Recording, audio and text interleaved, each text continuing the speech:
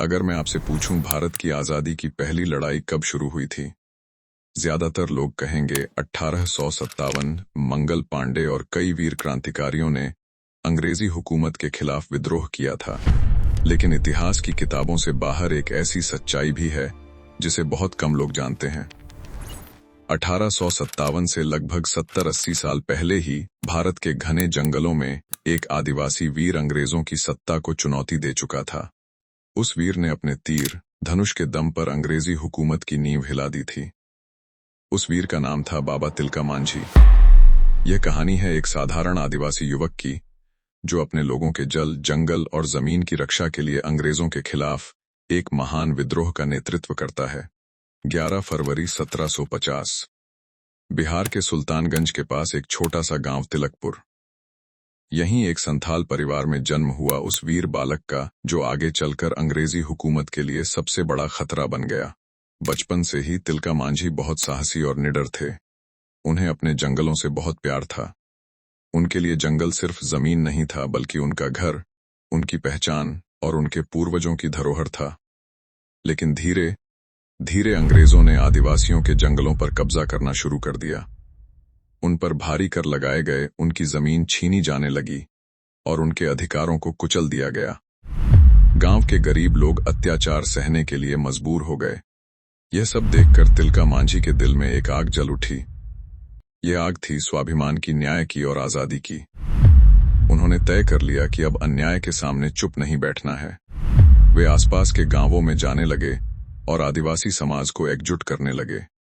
वे लोगों से कहते, यह जंगल हमारे हैं, यह जमीन हमारे पूर्वजों की है और इसे हमसे कोई नहीं छीन सकता। धीरे धीरे सैकड़ों और फिर हजारों आदिवासी उनके साथ जुड़ते चले गए। जंगलों के बीच एक नई चेतना जन्म ले रही थी और फिर अंग्रेजों के खिलाफ विद्रोह की पहली चिंगारी भड़क उठी। तिलका मांझी ने छापामार यानी गुरिल्ला युद्ध की रणनीति अपनाई। वे अपने साथियों के साथ घने जंगलों में छिपकर अचानक अंग्रेजों पर हमला करते और फिर पल भर में गायब हो जाते। अंग्रेजों के पास बंदूकें थीं, तोपें थीं और बड़ी सेना थी, लेकिन तिलका मांझी के पास था साहस, आत्मसम्मान और अपने लोगों का विश्वास। धीरे धीरे उनका नाम पूरे इलाके में फैलने लगा। अंग्रेज भी अब उनसे डरने लगे थे। फिर आया वर्ष 1785। यह वह समय था जब एक ऐसी घटना हुई जिसने अंग्रेजी शासन को हिलाकर रख दिया। तिलका मांझी ने अपने तीर धनुष से ब्रिटिश अधिकारी ऑगस्टस क्लीवलैंड को मार गिराया। यह घटना अंग्रेजों के लिए बहुत बड़ा झटका थी। अब अंग्रेज किसी भी कीमत पर तिलका मांझी को पकड़ना चाहते थे। उन्होंने जंगलों को चारों तरफ से घेर लिया। कई दिनों तक जंगलों में संघर्ष चलता रहा। तिलका मांझी और उनके साथी बहादुरी से लड़ते रहे, लेकिन आखिरकार अंग्रेजों ने धोखे से उन्हें पकड़ लिया। इसके बाद जो हुआ वह इतिहास का एक बेहद दर्दनाक अध्याय है। कहा जाता है कि अंग्रेजों ने तिलका मांझी को 4 घोड़ों से बांध दिया और उन्हें घसीटते हुए भागलपुर तक ले गए। उनके शरीर को बुरी तरह घायल कर दिया गया, लेकिन उनका साहस नहीं टूटा।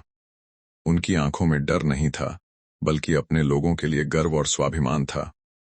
आखिरकार 13 जनवरी 1785 को अंग्रेजों ने उन्हें एक बड़े पेड़ से फांसी दे दी। अंग्रेजों ने सोचा था कि तिलका मांझी को मारकर उन्होंने एक विद्रोह को खत्म कर दिया, लेकिन वे यह नहीं जानते थे कि एक वीर को मारकर उसके विचारों को नहीं मारा जा सकता। उस दिन एक शरीर जरूर खत्म हुआ था, लेकिन उसी दिन एक अमर कहानी जन्म ले चुकी थी।